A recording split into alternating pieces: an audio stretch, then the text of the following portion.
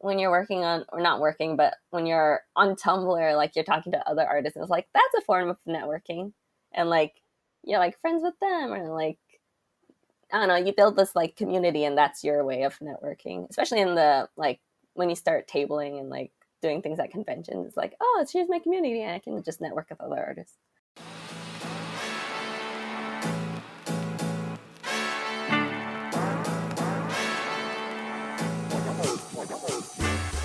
Hello, art friends, and welcome back to the Art Journey podcast, the podcast where we share artist stories and explore popular art topics so we can help you move forward in your own art journey.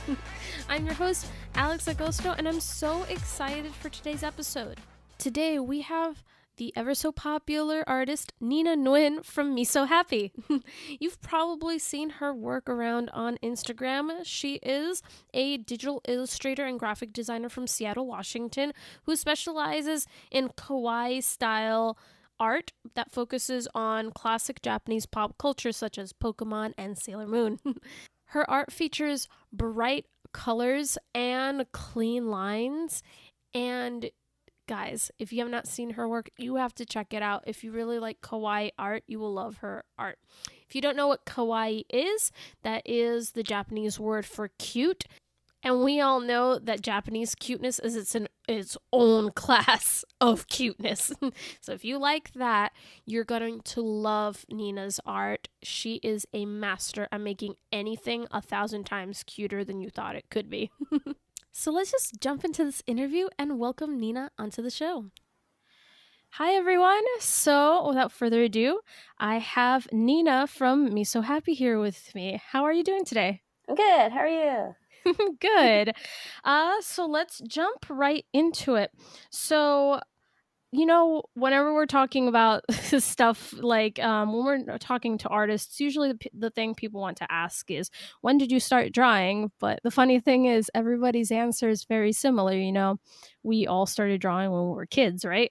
Yeah, it's like what I started when I remember, I think the first thing I did was like draw on my backpack when I was like probably before I was 4. Oh my God. Oh, I drew on my backpack, and my mom's like, what are you doing? I was like, oh. And like, I guess just since then it was just like, I like drawing, and like drawing through like kindergarten, and I remember drawing like Disney princesses, and like, yeah, it was just, I guess it just started there, and then Pokemon blew up. I'm just like, yes. Yeah. So were those, would you say, kind of the things that got you into art when you were little? Yeah, I was really like, I mean, I guess as a kid, you're just like interested in cartoons and stuff. And so I watched a lot of like Disney movies. And then from there, it was just like, I think Toonami came about. I forgot if it was like elementary school or middle school. Yeah, around then, definitely. Yeah. And so I think from there, I started like my obsession with like cute things. And then I just started drawing. Were you one Yeah. of those kids that Sailor Moon got you Yeah. into it? Yeah, I think so. I think, well, first I think it was Pokemon, and then after that it was like Sailor Moon. I was like, oh my God. And I just come home every day, and like I think it would come on like maybe an hour after I came home, and I would have my like VHS tape in the TV and like record it. Yeah, my home was the same. My brother and I were crazy about Pokemon, but my brother actually liked Digimon way more. And since he was my little brother, he got control of the TV. No. Yeah, but I also liked those series because of the cuteness, because American TV didn't really have it. They kind of had their own version of cute, but I wasn't really into it. Yeah, there's just something like magical or more funny or like weird about like Japanese anime. You're just like, huh, this is pretty cool. Yeah, I know. So, and what would you say, when was the time where you started taking art seriously? Like it stopped being kind of like, oh, we're doing this for fun, to, no, I kind of think I want to do this with my life. Yeah. I guess like in middle school you start like thinking about like, I get, they have like those courses that are like think about what you want to be in the future. I'm just like, well, first it was graphic design, and then that's what I just ended up going towards. So it was like through middle school, like I took like whatever art classes they had available, and then high school we had we had like our own like art building, and they started doing like visual communications and stuff. So it was mostly just like illustration and like color theory and stuff like Yeah. that. And then from there, just like, oh, I guess I'll go off to college, and I went to like an art school in Seattle, and Mm-hmm. then you just like work your way up, and it was like, uh, I mean, you start getting to like trying to find jobs and stuff, and then Yeah. finally, like now it's like 10 years later, and you're like, I think I don't know. I guess it was just like after you like work a bit and like you've been doing it for a while, kind of on the Mm-hmm. side, you're like, maybe I can start doing this full time. And that was just when I was like, I think I'll take the risk. And that's just how I just kind of jumped into it. Yeah.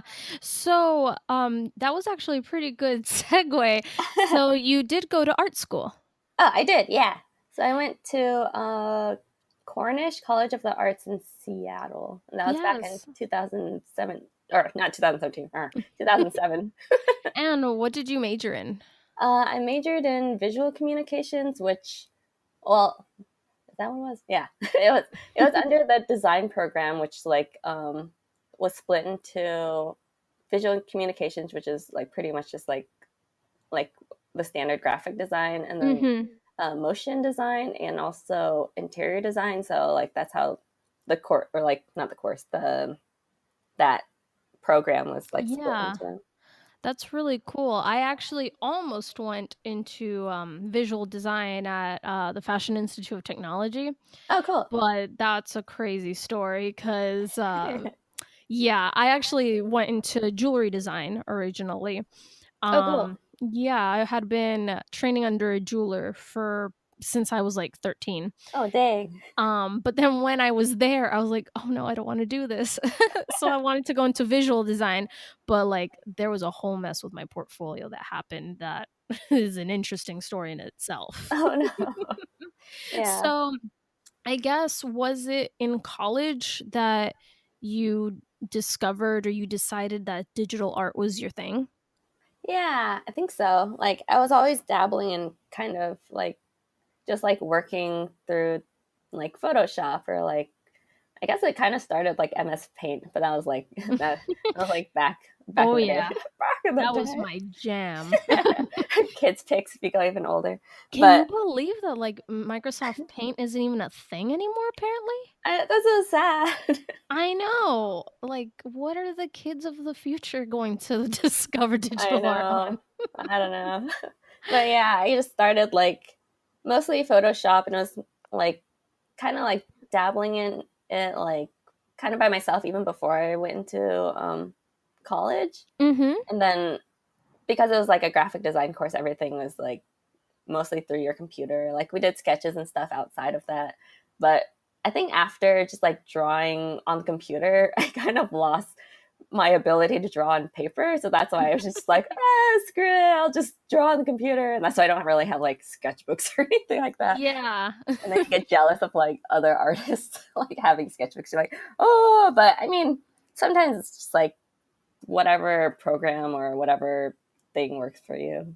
Yeah, I know. It's different for everybody because it's funny because personally, I cannot sketch on a computer like at all.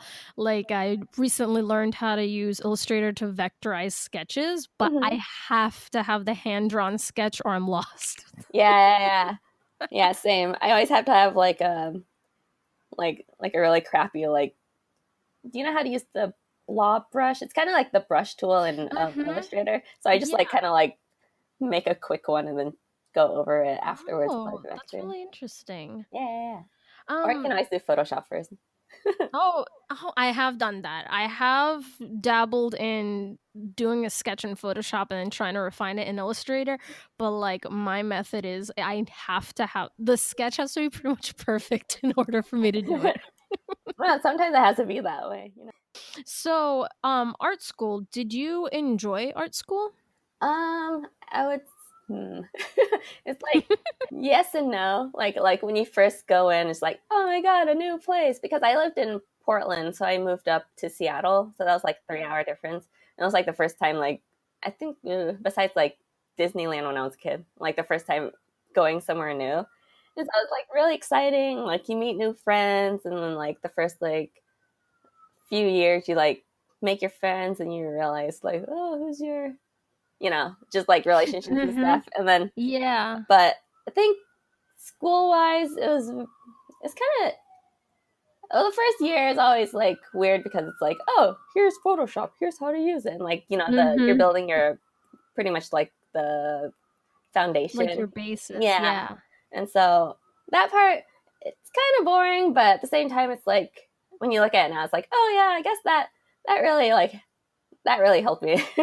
But I mean, in terms of like enjoyment, I think it was fun. It really depends on like how you also absorb the information, and if you're like Mm-hmm. Totally. really like eager to like learn new things, whereas like some people are like, oh, I've learned this before, and like they get angry like things aren't progressing fast enough, or like I don't know, Mm-hmm. sometimes it's just like you got to make do with what you have, and like what classes you can take, and like some classes might be boring, some classes might be fun, so just like utilize what classes you like and like try to excel in those. Exactly.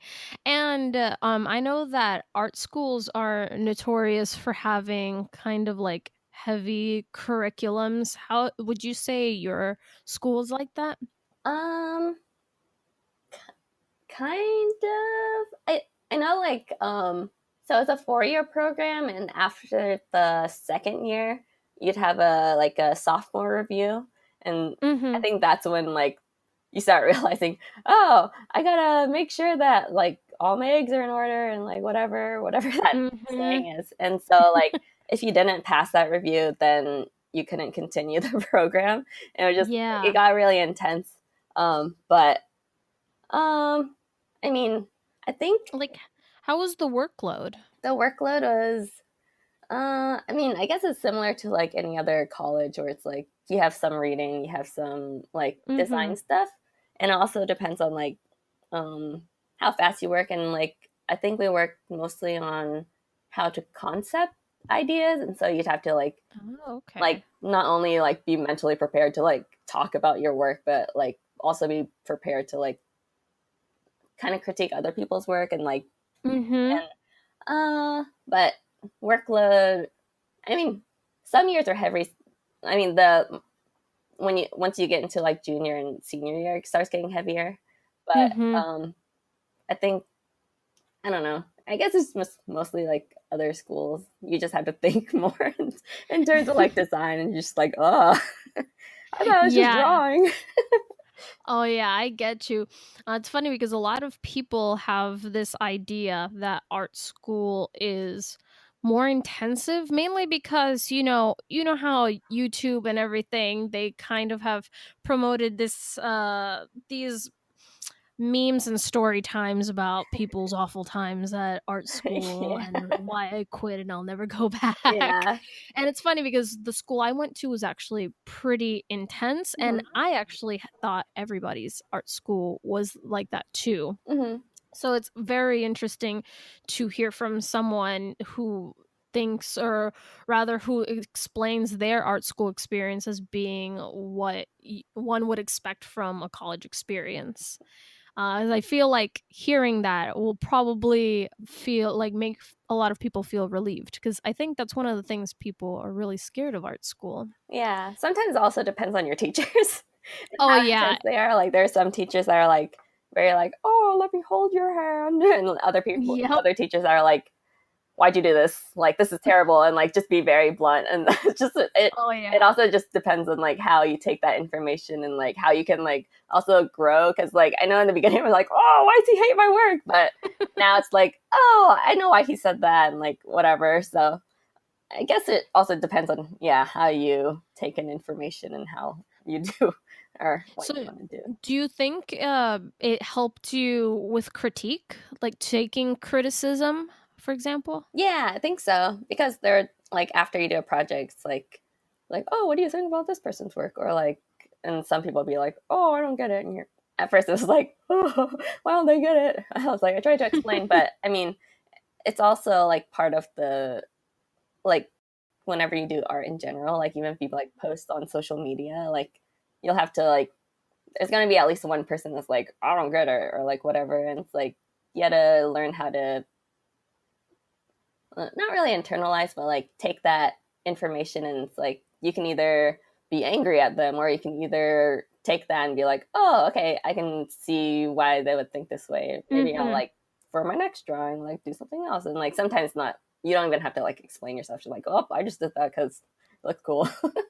Yeah, and yeah, that's something I learned too at an art school. You can kind of um especially with social media, there are always the people who have something bad to say no matter what you do. There's those people that follow you literally just to leave a bad comment. Yeah. Ah. But and like sometimes you can learn you can learn to tune it out, but you can also kind of learn to take what they're saying and take the parts that are constructive even if they're not trying to be constructive. Yeah. But I feel like you can always learn from people like that, and I think that's definitely one of those skills you get in art school. And also like helps in your like real life, like outside of Yeah. art too. So it's helpful. Yeah. Yeah. So after school, what did you do for work straight out of school? Straight out of school, I think it was so hard finding a job. I like Mhm. graduated during like the recession. Yeah, Yeah. you were like in the thick of it. Yeah, and so like I was like applying, and like I mean during school, like I think senior year we had like a copywriter person come in, or like some like alumni come in, but like you sometimes you're like, oh, I'll find a job, this is fine, but then when you get out into the real world, you're like, how do I write my cover letter? How do I what's my resume supposed to look like? And then because like you're creative, you're like, should my resume look really good, or should it just like be basic, you know? Yeah. But it was so hard finding a job. I think it took me maybe a year or Mhm. two to like find something, and like move back to Portland. Um, and then I think my first job was like outside of school was like working at Beard Papa's, which is like a cream puff, like a That bakery. sounds fun. Yeah, it was pretty fun. But my mom just like, oh yeah, you found a job, and I was like, oh, I'm putting stuff in cream puffs. She's like, what? She's like, your education. But and then after that, it's just like sometimes you just have to do like a small job. And then after my friend got a job somewhere in Seattle, and Mhm. they're looking for an illustrator, and then she was like, oh, you should interview. I was like, oh, okay. And I interviewed, and they like rejected me, and I was like, no. But then a week after, they're like, actually, I think we want to reconsider you, so you should work here. So I was like, yay. So that was like my first creative job Whoa. outside of, yeah. So it was great. I was like, oh, finally. And so what were you doing there? I was a graphic artist doing like t-shirt designs for, Oh, we that's worked cool. mostly with like, the Hello Kitty brand, and like, Oh my just, god. I know, it was just like, yeah, it was like, shirts for the girls department, and I think Walmart, Kmart, Oh, and that's so like, cool. yeah, it was really fun. It was a smaller kind of, it wasn't an agency, it was more like a small design team. And then Mhm. there's the parent company that was in LA. And so we do all like their sample shirts and do like concepting and stuff, and then send it down there for approvals. And yeah, it was really fun. It was really cool. Yeah, that sounds really cool. So it sounds like you worked with like licensing, or was it like Yeah, just licensing. Hello Kitty? So it was my first time like working with like actual licenses, and like there would be like the brand guides that you had to adhere to, like Hello Kitty's nose is like PMS 130 or something, and never draw a mouth on her and stuff like that. So actually that's really interesting because I feel like a lot of people have the misconception that you get out of school and you just kind of immediately work on your own stuff, which I'm sure a lot of people do, but more often than not, you kind of gotta walk before you run. Yeah. And so, what was your experience like working on something, working on art that wasn't necessarily your style or your characters? I mean, at first it was really hard because you'd like draw something and you're like, oh, this doesn't look like my style, and then you like show Mhm. your boss, she's like, it's still like, I think I had the problem of making things like either too cute or because I was drawing like more like like cutesy anime sort of stuff. It looked Yeah. too. It wouldn't look like the Western style of like their definition of like cute or like cartoon. So I'd be like, how do you draw that way? But So yeah, true. I don't know. It was a little difficult, but I think after a while you like kind of get to know the brand and like what works and what things like sell well and stuff, and then you just Mm-hmm. start kind of like, oh, make the eyes a little like add eyelashes or don't add blush or I don't know or like actually draw fingers and I don't know. It's something like you kind of learn as you continue your work. Yeah. So, how long were you there in that job? um I was probably there for like a year or something, but then unfortunately we got laid off. And so that was my first Oh, like layoff and I'm just like, oh, sorry, ma. you were in that time period though. Yeah. So it's just like our parent company was like, "Oh, I don't know if we need our Seattle office anymore." So they're like, "Oh, goodbye." Oh my God. And so, what did you do after that? After that, I was just like, "Oh." Like, what do I do? I forgot if I had a shop running at the time or not, or if I was just like I know I was like on Tumblr a lot. So I Mm-hmm. was just like doing my own thing. And I think eventually I started um looking into like Etsy or like store. I think right now I use Store Envy or like ways to Yeah. like get my art out there. And it was mostly just like because I was on the computer and like kind of like doodling at the time. I was like, oh, I can start making some money off of merch. Yeah. And like there's also like I'd have like freelance on the side even when I was working there. And so yeah, I guess that's what I was doing for a little bit, and then until I got like my next gig, which was also through my friend. Oh, really? Yeah, it's just like networking, yay. It helps. Yeah. It really does. And I think one thing people really underestimate is, I think a lot of people are turned off by the idea of networking because they picture it as a room full of business people and you have to talk awkwardly to strangers while looking all professional. But Yeah. making friends in your industry is networking too. Yeah, I agree. Like I remember in school they'd have like the AIGA like Mm-hmm. sort of like meetups or like whatever things they have. I remember not going to those because I'm like I'm so bad at talking to people and like I don't know, just like socially awkward. So I never like did those things. But like outside of there, like when you're working on or not working, but when you're on Tumblr, like you're talking to other artists, and it's like that's a form of networking, and like Yeah. you're like friends with them, or like I don't know, you build this like community, and that's your way of networking, especially in the like when you start tabling and like doing things at conventions. It's like oh, here's my community, and I can just network with other artists. Yeah, and I feel like that's a very effective way because I feel like that's a very strong and genuine form of networking. Don't don't underestimate the power of friendship. I know, yeah.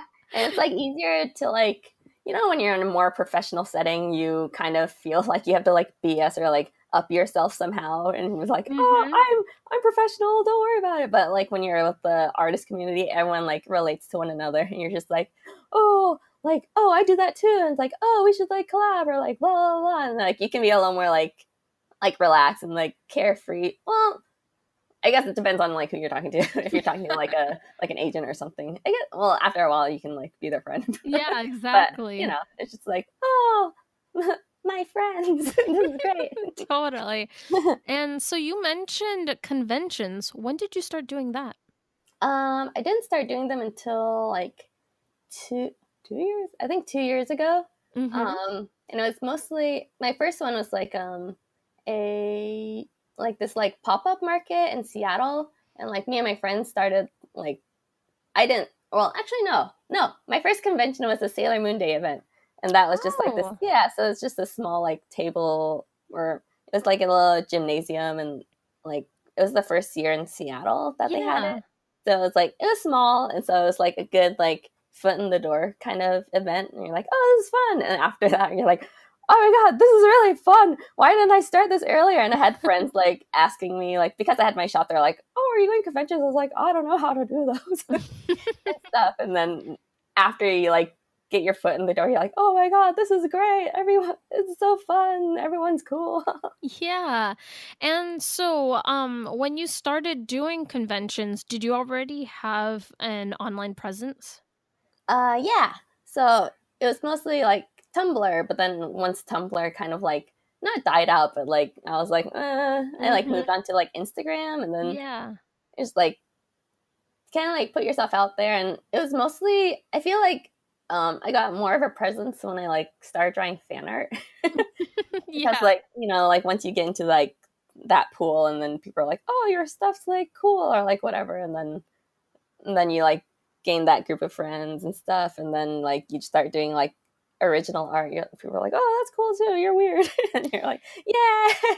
And I don't know, it was just, I guess I was just like posting online a lot back in the day, but Mm-hmm. I mean it was really hard when I started a job, Yeah. especially like a job that like took over like Yeah, like full 70% of time. my, yeah, Mm-hmm. full-time jobs. Then I like stopped posting as much, but I forgot the question, but No, but it was about your online presence. And so when did you say, when would you say was when your community kind of blew up? Because you have a really loyal following on Instagram. yeah. And you can really tell that they're like fierce fans of your stuff, which is really cool. So like, how would you say you went about that? um, I feel like aside from just like drawing like weird like cute things and stuff, it's also just like the way you present yourself. Like, Mm-hmm. and I was also bad, or I was always bad at like advertising myself, or like feeling like, not the feeling of like selling out or being like, buy me things, buy me things, buy me things, or things like that. So I just like ended up like, well, my Instagram is mostly my art, but also like my life. So it's, Yeah. I guess I was just like, well, here's me. If you like me, then you could be my friend. And like, I think after Instagram stories came out, that feature, it was like a lot easier to, like, it's like, oh, here's my day, here's what I'm doing. And like, Yeah. people like think that's fun. And I was like, oh, well, that's cool. I'm really boring, but I'm glad you like it. And it's just like, this like feeling of being like, I noticed with like other Instagrammers, like the more genuine you are, the more like that you're yourself, then Mm-hmm. people just end up like, like being like, oh, that's cool. And like, I know with other artists, like when I see that they're genuine, or like they're just like funny, or like whatever, or like real, and you're just like, oh, this person's so cool. Like you can like relate to them a little more and not be um, like, oh my god, I'm starstruck. Well, like, oh, they're this like unattainable like figure up there, and like when you're relatable, you're like, oh, we could be friends. This person's cool. Like I want to be their friend, and like stuff like that. So like I think that's how you gain a more like loyal, not fan base, but loyal like community of Mm-hmm. like people, like artists, and also like um customers, or like just people that just enjoy like looking into your life. Yeah. Not in like a stalker sense. I don't know. Yeah, no, it's funny because a lot of people I feel like underestimate that, and you hear it a lot. Mainly you'll hear this a lot if you kind of start looking into business advice for artists. A lot, one of the things they emphasize is authenticity, and it's Yeah. one of those words that a lot of people roll their eyes at, but they don't realize that that's what they're fans of other people. Yeah. You kind of want to know the person behind the work. And that is something that I do admire about your Instagram, because your art says a lot about you, but then also when you kind of give peeks about like your convention life and kind of your vacations and stuff, it kind of Mhm. makes me, and I'm sure a lot of other people, feel like we know you.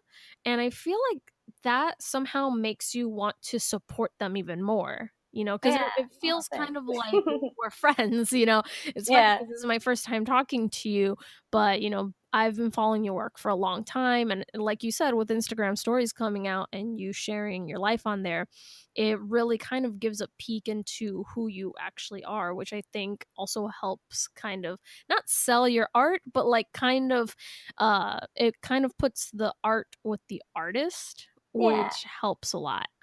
I agree. And thank you. Those are nice.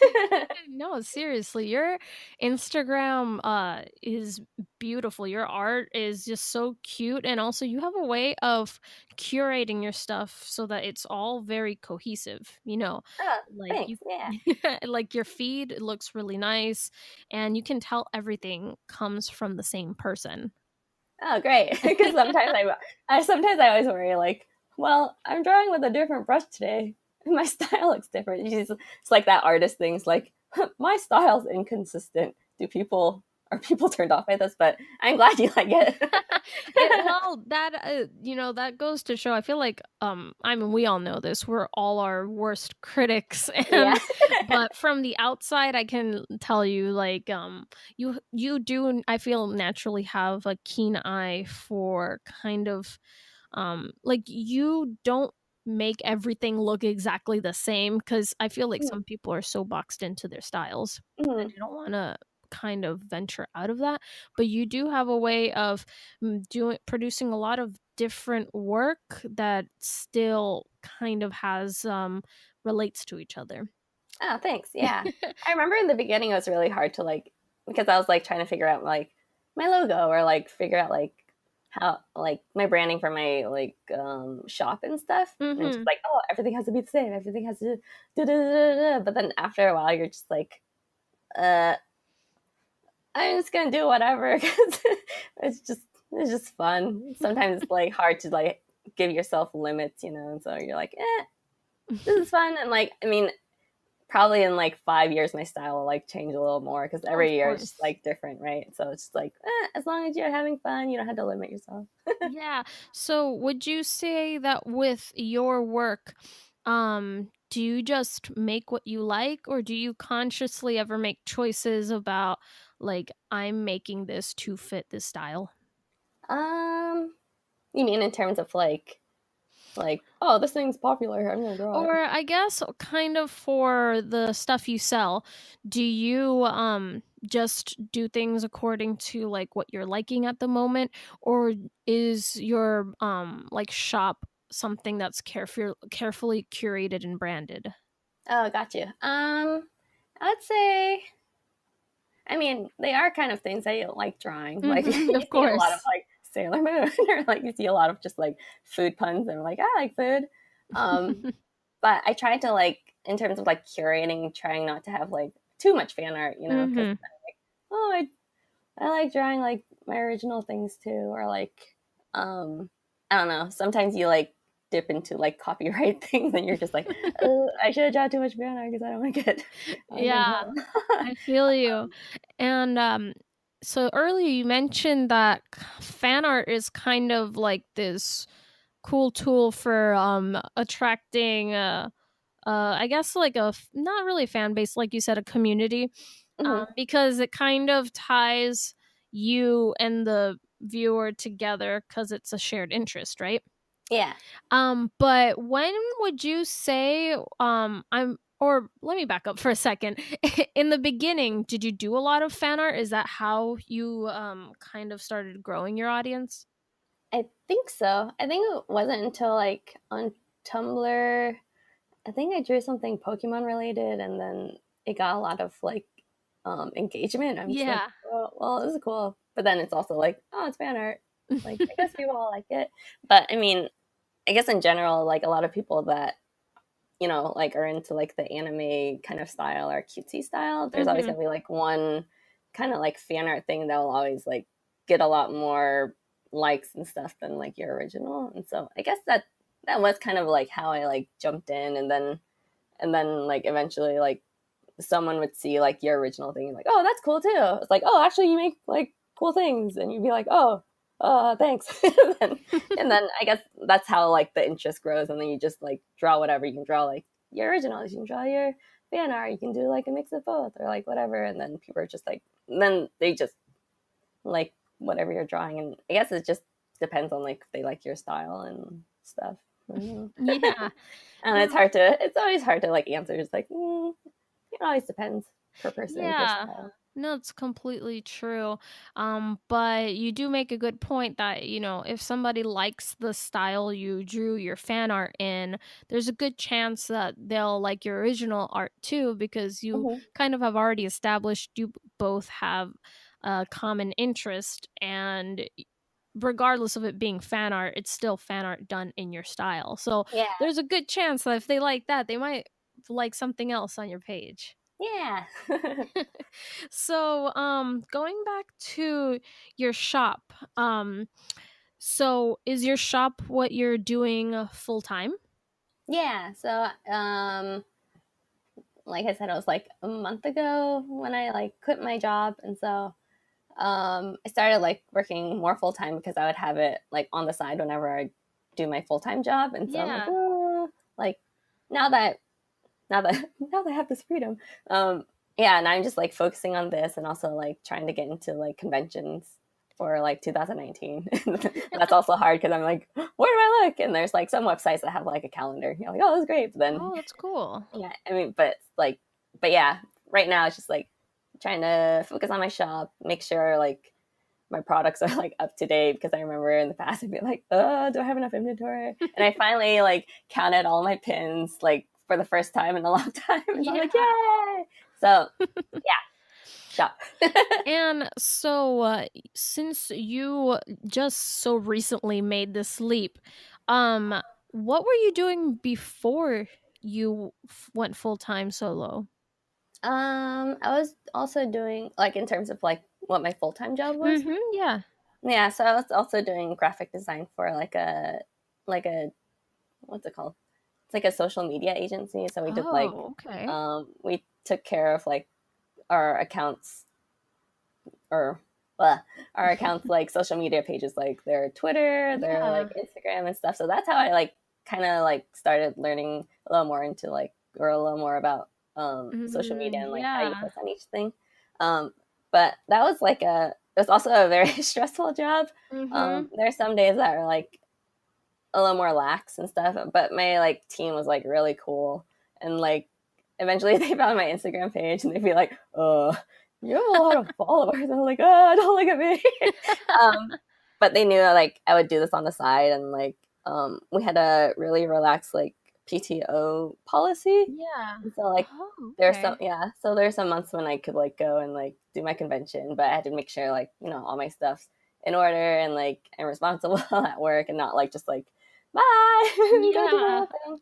of course. Yeah, and my boss was just like super amazing and just like super supportive. And so when I was just like, I think I might do this full time, she's like, oh, but also like really excited. So that's what I was doing before my shop, like full time. Yeah, and that's really cool that your boss was so supportive Yeah. about it. But so how did you know that you were ready to go on your own? Were there any signs, or what was there something you were doing to prepare for it? Yeah, I think it was also just like once I started doing a little more conventions and like doing my shop and like I'd have like a steady flow of like orders and stuff. Mhm. And also just like sometimes you get this like feeling of like I feel like there's more that I can do, or I'm like only working to like 20%, whereas I could work 100%. And I just kept Yeah. having those feelings, and you're like, well, maybe I'm just being greedy, and like maybe I'll just like do my job because this job is like stable income, Mhm. and that's great.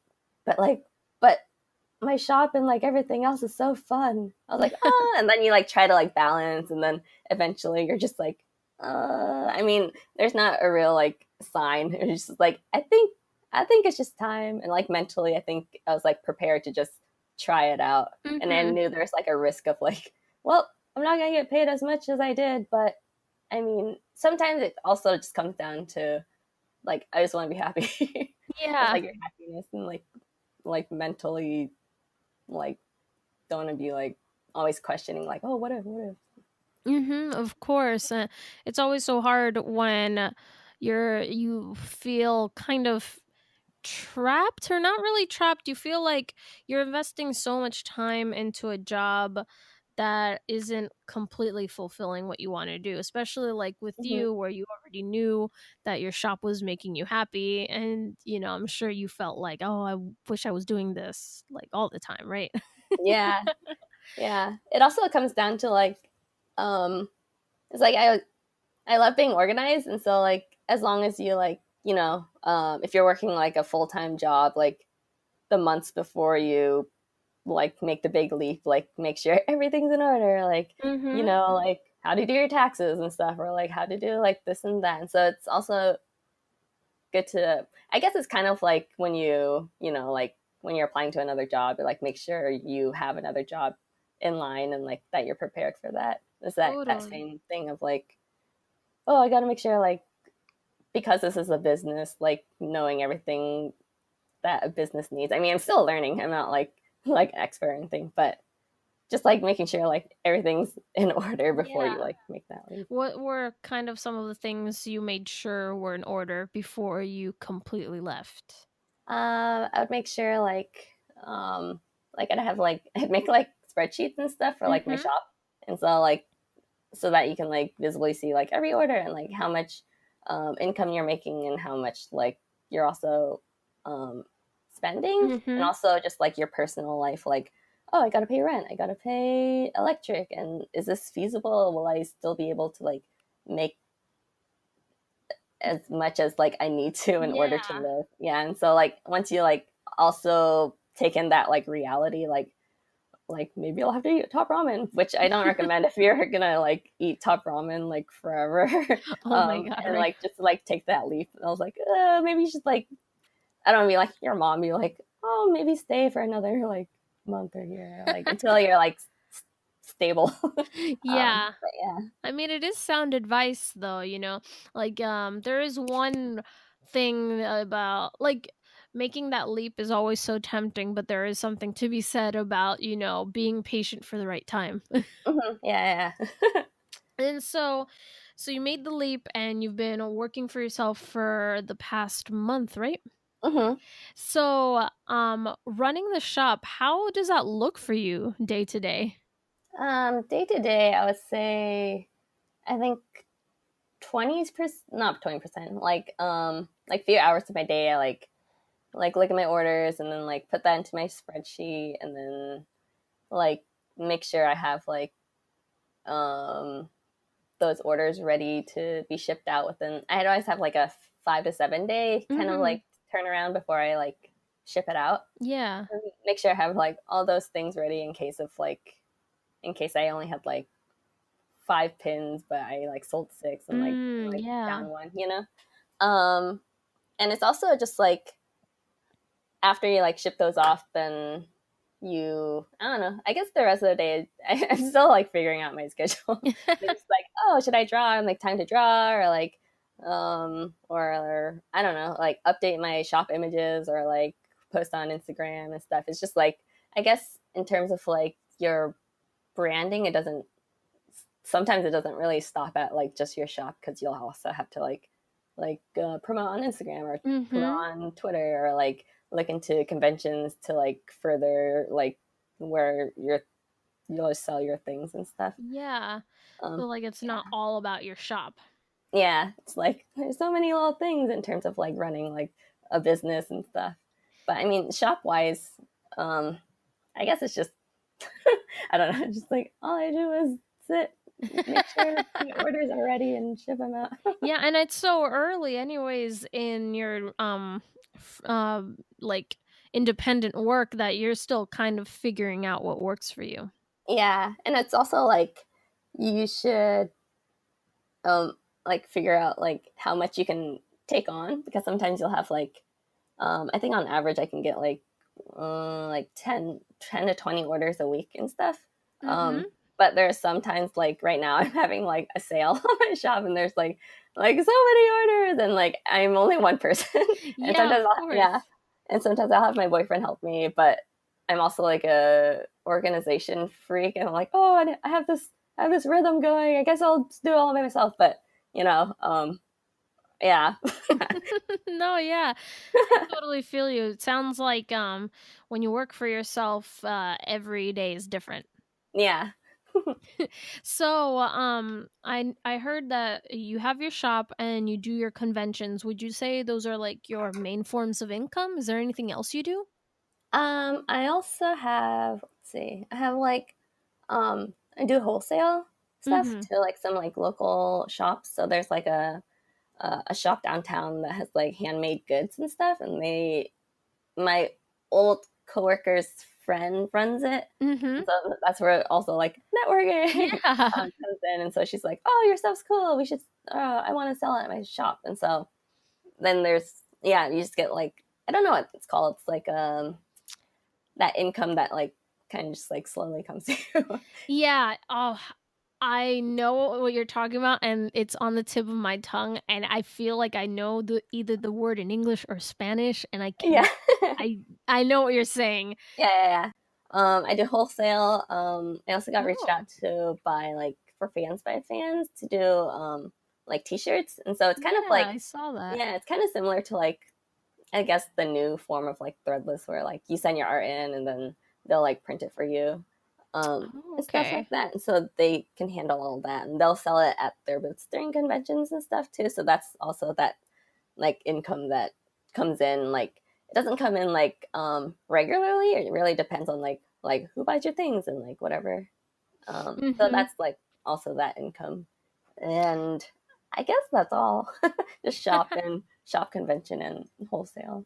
Yeah, would you say, well, working for yourself, that having multiple flows of income is important? Yeah. Especially because it's so like I mean there's gonna be some months or some weeks or whatever where there's just gonna be like you'll probably just make like super less than you usually make, and like Yeah. sometimes it's scary. It's like, oh my god, like was this the right choice or anything like that? But I mean, there's gonna be other months where like you make like double what you made at like your previous job, and so it's it's like as long as like the entire year or whatever uh you're still able to survive. I don't know. There's just always going to be like like ups and downs in terms of Of like income course. flow. And so, like, it's good to have different flows of income because when one is slowing down, you still have others to keep you afloat. Yeah. Hmm. Um, and since your main job is creating product, how Hmm. do you continuously um produce ideas for creating stuff? Um, I guess I just like um sketch it out. Like sometimes I'll just be like, oh, like something will happen during the day, and I'm like, oh, that'd be a cool like idea, or that'd be a cool comic, or like whatever. And so I just like start like doodling on like my iPad, and I'm like, oh, haha, this is funny, this is dumb, or like whatever. And like sometimes, I don't know. I guess as long as you're like sketching or like making sure you like write down your ideas, then you can like have like a list. So like in the future, you're like, oh, I should start like thinking of like things for like Christmas gifts or like things for Yeah. like a spring like launch or of like products and stuff. You're like, oh, this would work, this would work, this would work. And so as long as you're like kind of like actively making sure you're staying creative and like yeah, then I guess that's how I make sure. Yeah, kind of like a muscle, the more you use it, the easier it is to continue using it. Hmm. Hmm. And so fun question. Who are some of your current art influences? I guess. Current art influences. Or Where is the people that good? you're admiring a lot lately? I guess a lot of my friends who I've known since like Tumblr and stuff, Mhm. like Kayami, like her art's like amazing if you know Yes. Kayami, or like I don't know. There's so many like artists that like you've grown with, like Chi Chi Little or like Little Miss Paintbrush. Oh my god, I They're love just her so stuff. cute. It's just I've been like following her since Tumblr days. I know it's like back in Tumblr, like you'd love them, and then now they're just like their art style has like grown tremendously, and you're just like, oh my god, your art's so cool, and like you're still like producing like cute things, but it's like amazing. It's like everything. It's just like, anyways. But yeah, I feel like it's just like a lot of just my friends Mm-hmm. are like my main influences. There's also like like some brands like there's like Big Bud Press that make like really just cool products and like Yeah. um I don't know what else. I don't know. Just like right now it's just my friends or like people that I've like grown with. I'm like, oh my god, your stuff's so cool. Yeah. And another fun question. What colors do you love but you pretty much never use in your art? Oh, I guess I really like black, but a lot of my stuff is like very colorful, and like I haven't made anything like dark or anything like that, or like what You know, color do I like? Halloween's coming up. I know it's like it's October. I was like I can do it. Or what other colors? Brown? No, brown's okay. I guess I used to have this like obsession with like lime green and sometimes like not pea green, like pea like beans, like the pea bean Oh, like yeah, green. yeah. I was like, oh, Kind that's of like cute. that chartreusey green. Yeah, that. I haven't used that in anything. I do like those colors, but I know people like people don't like those colors. They're like, oh, it's so obnoxious. So like it hurts my eyes. So I'm like, sometimes Yeah. I don't know. Sometimes I like making art that hurts your eyes. It's just like something about it, just like, oh, at least you're looking at it. That's cool. I mean, I'm just saying those colors are very Halloween. I'll do it. So, are you actually on that topic? Are you doing Inktober this year? uh, yes, but I don't know if I'm gonna use ink because I'm not very good with ink. I mean, let's be real. Inktober has just evolved into like this general daily art practice. Yeah, I think I might end up using Posca markers and like Ooh, that sounds yeah. fun. And I wanted to like just draw I have this new character I made. It's like a long leg corgi. So I might just do like 31 days of him being my dumb. my dog is a corgi. Oh, so lucky. His name's Capitan. Oh, so cute. I actually saw your what was it? You made a Posca piece for the is it Corgis in cosplay? Yeah.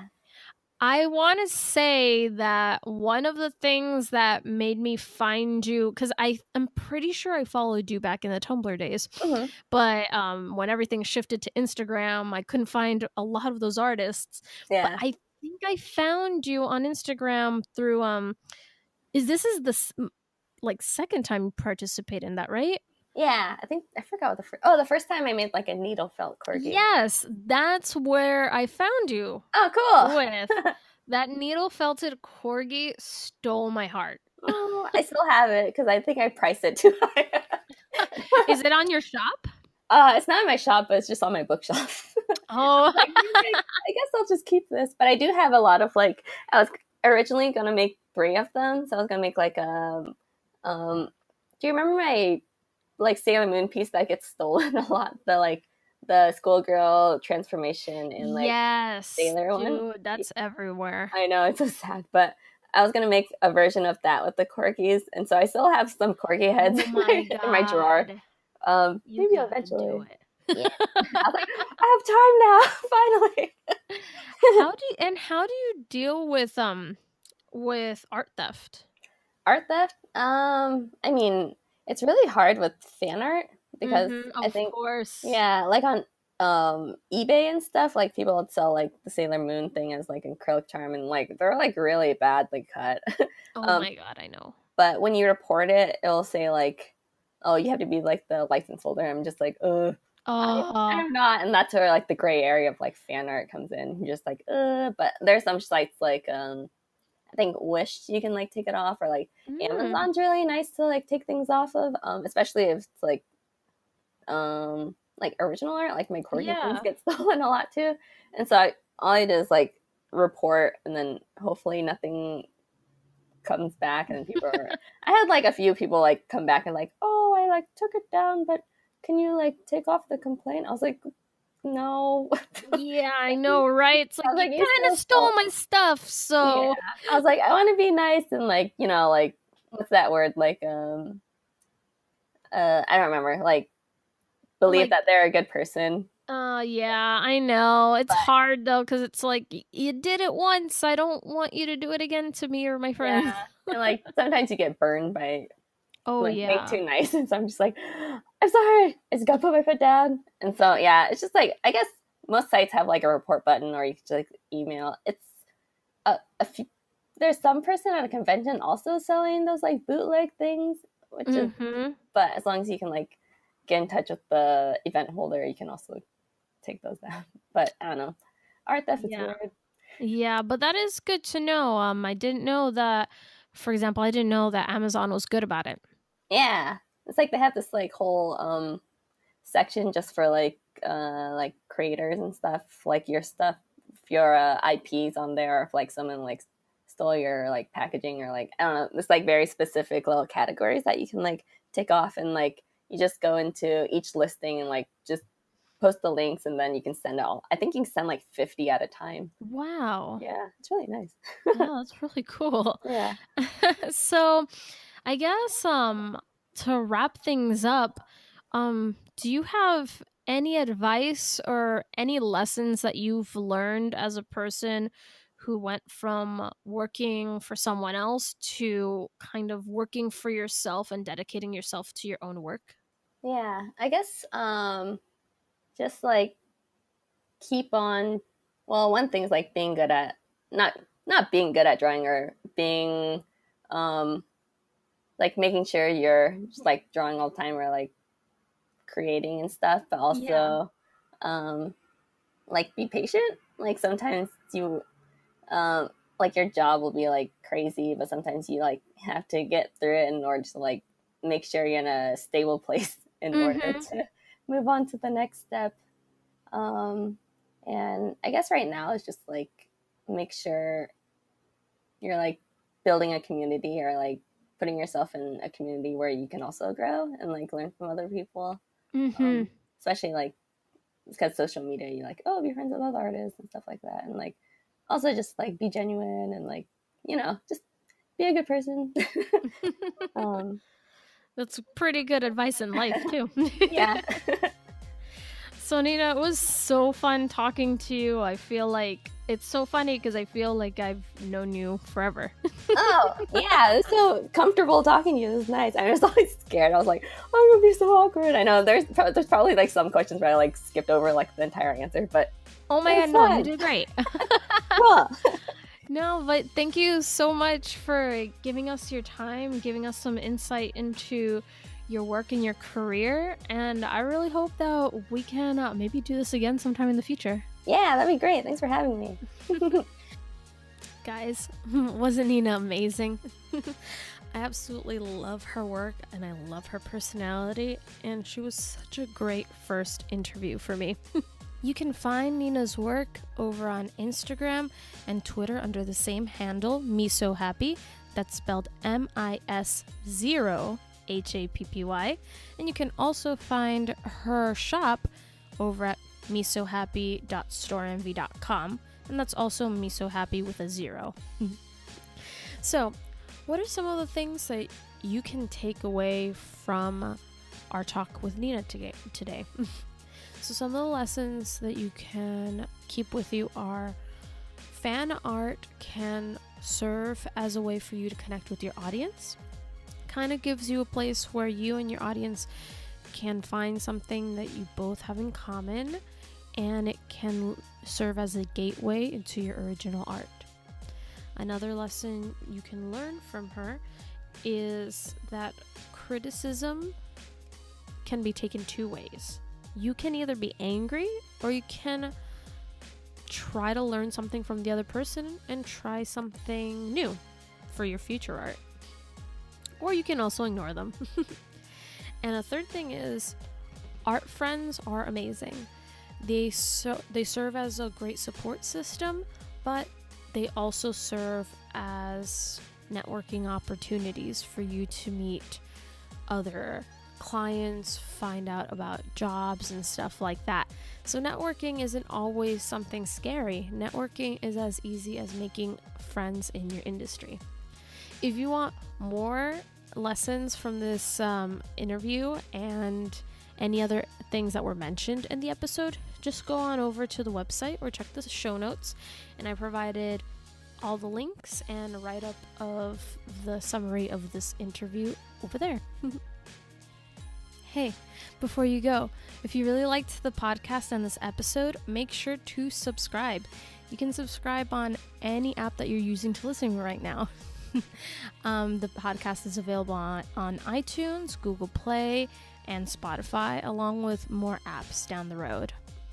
If you really liked the podcast, make sure to leave a review. It really helps me out because it gets the podcast seen by more people, and it allows me to help more artists discover ways to move forward in their journeys.